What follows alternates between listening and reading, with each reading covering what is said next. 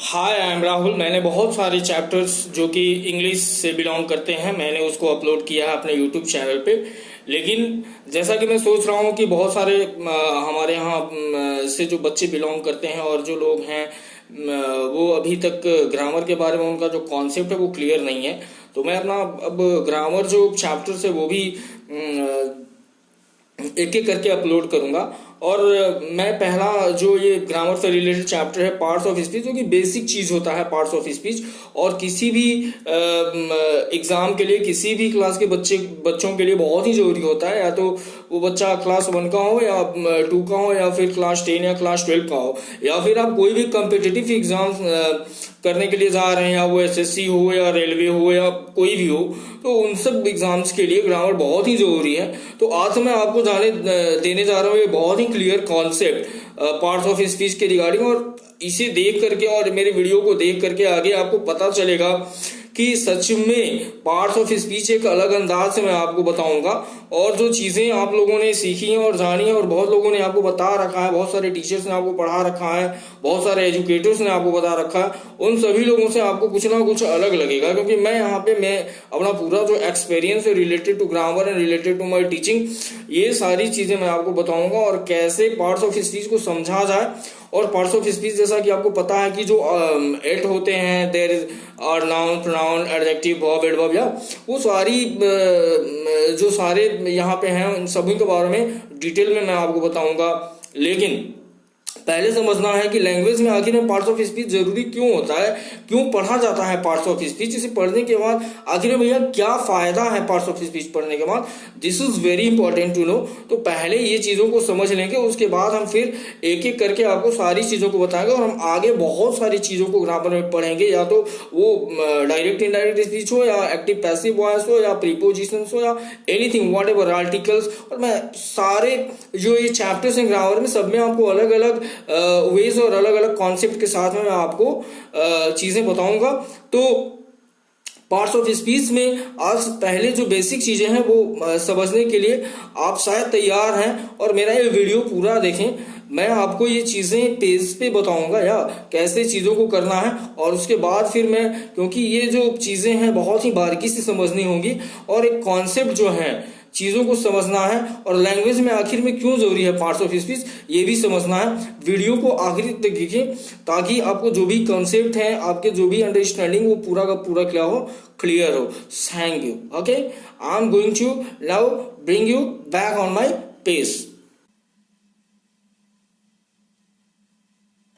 First तो guys यहाँ पे हम आपको यहाँ पेज पे लेके आए हैं, और अभी हम जानेंगे आखिर में पार्ट्स ऑफ स्पीच जरूरी क्यों होता है, क्यों पढ़ते हैं parts of speech. So guys, parts means यहाँ पे आप देख सकते हैं पार्ट्स जो कि होता है किसी भी सेंटेंस का जो पार्ट होता है, या किसी भी स्पीच का। या स्पीच मतलब आपको कुछ भी हो सकता है, या तो हम जो सेंटेंसेस जो फ्लो होते हैं, जो हम सेंटेंसेस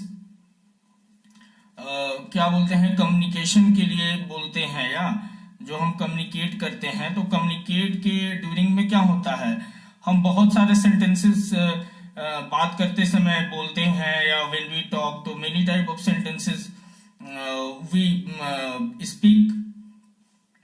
तो जो कोई भी यदि हम एक सेंटेंस ले लें, ठीक है, जैसे कोई सेंटेंस एज फॉर एग्जांपल मैंने ले लिया कि he is eating rice। तो ये देखिए, इसमें ये he is eating rice में बहुत सारे पार्ट्स हैं, ठीक है। और आप देख सकते हैं कि ये सब अलग अलग हैं। जैसा कि हमको पता है पार्ट्स ऑफ स्पीच कितने होते हैं, तो ग्रामर के अकॉर्डिंग पार्ट्स ऑफ स्पीच कितने होते हैं, 8 होते हैं। तो 8 parts of speech are there. तो यू कैन फाइंड कि बहुत सारी चीजें होते हैं, जैसे वो तो हम बाद में डिटेल में उसके बारे में बात करेंगे कि part wise noun, pronoun, adjective, verb, adverb, preposition, conjunction और इंटरजेक्शन।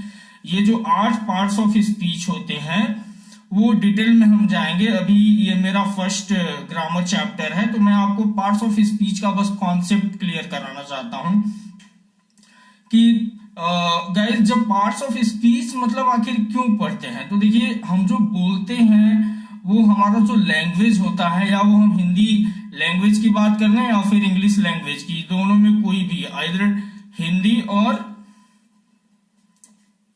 इंग्लिश, बोथ लैंग्वेजेस में हम अपने कम्युनिकेशन में, हम अपने स्पीच में, हम अपने जो भी चीजें करते हैं उसमें बहुत सारे स्पीच के पार्ट्स होते हैं। वो नाउन भी हो सकता है, वो प्रोनाउन भी हो सकता है, वो एडजेक्टिव भी हो सकता है, वो कोई भी हो सकता है। और सारे जो पार्ट्स हैं मिल करके वो पूरा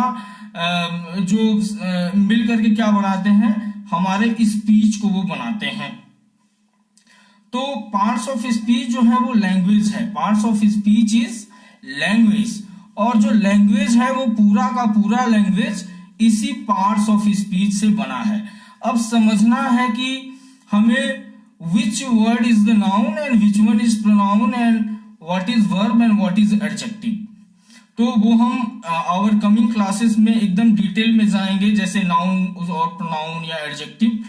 आज सिर्फ हम बात करेंगे पार्ट्स ऑफ स्पीच की ही।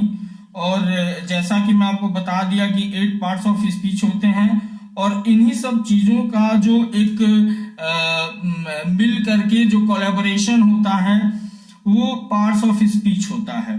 ओके, और ये जो हर वर्ड अपना एक फंक्शन करते हैं यहाँ पे, ठीक है, सब क्या करते हैं, ये दे आर फंक्शनिंग देयर, वो अपना अपना काम करते हैं, उनका अपना अपना यहाँ पे फंक्शन होता है, पार्ट्स ऑफ स्पीच।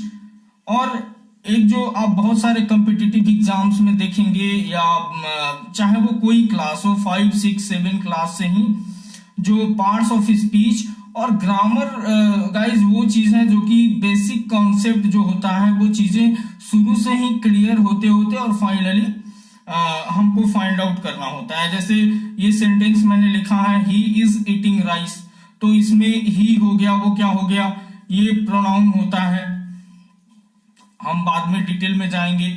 इज होता है, वो क्या होता है, वर्ब होता है, और वर्ब में भी यू फाइंड कि ये एक्स वर्ब होता है, मींस एक्सुलरी वर्ब, जिसे हम हेल्पिंग वर्ब भी कहते हैं, इज।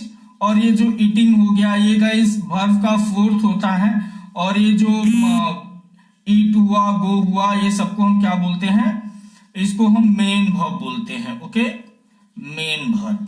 ओके, तो ऐसे करके जो ग्रामर्स होते हैं और जो पार्ट पार्ट वाइज करके जो सेंटेंस मेकिंग होता है या चीजें होती हैं, वो पार्ट्स ऑफ स्पीच के अंतर्गत आता है।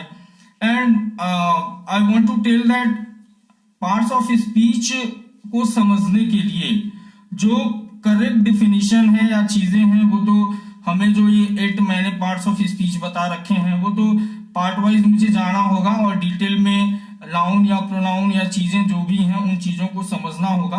लेकिन जैसा कि मैंने पहले ही बोल दिया है कि ये आज मेरा ग्रामर का पार्ट जो चैप्टर 1 है, तो मैं बस यही शुरुआत कर रहा हूँ। बाद में धीरे धीरे हम डिटेल में जाएंगे कि आखिर में नाउन का फंक्शन क्या होता है, प्रोनाउन का फंक्शन क्या होता है ग्रामर में, और इनका जो एक क्वालिटी होता है और चीजें होती हैं वो कैसे होती हैं, और जो बेसिक चीज होता है, तो जो इनका फंक्शन होता है वो बहुत ही जरूरी होता है। जैसे यहाँ पे हम देख सकते हैं कि ऐसे मैं एक और सेंटेंस का एग्जांपल आपको देता हूं कि Raju is a doctor. Okay, तो राजू इज ए डॉक्टर बोलने के लिए यदि हम किसी को बोलेंगे कि यदि कोई क्वेश्चन करता है, जैसे हु इज राजू, ओके, सो यहां पे हम रिप्लाई करते हैं क्या, राजू इज अ डॉक्टर। और what is the profession of Raju, तो राजू इज अ डॉक्टर। यहां पे you guys you can find that कि ये नेम है, तो ऑलवेज वी अंडरस्टैंड कि name is also part of speech. Is है, ये भी फंक्शन कर रहा है, तो is also parts of speech. ये अ है, this is also parts of speech. Doctor है, ये भी फंक्शन कर रहा है, ये वर्ड भी फंक्शन कर रहा है इस सेंटेंस में। तो ये जो सेंटेंस क्या होता है, सेंटेंस होता है कि combined of words to make a meaningful sentence, और द कॉम्बिनेशन ऑफ वर्ड्स। या so you know, this is my very short class of grammar where I have told you the basic concept of parts of speech, and in coming my grammar chapter I will talk about noun, which is also the very basic thing of grammar, and I will go in detail with this chapter. So that's all for today. If you have not subscribed my channel, subscribe it to get the latest update of videos. Thank you.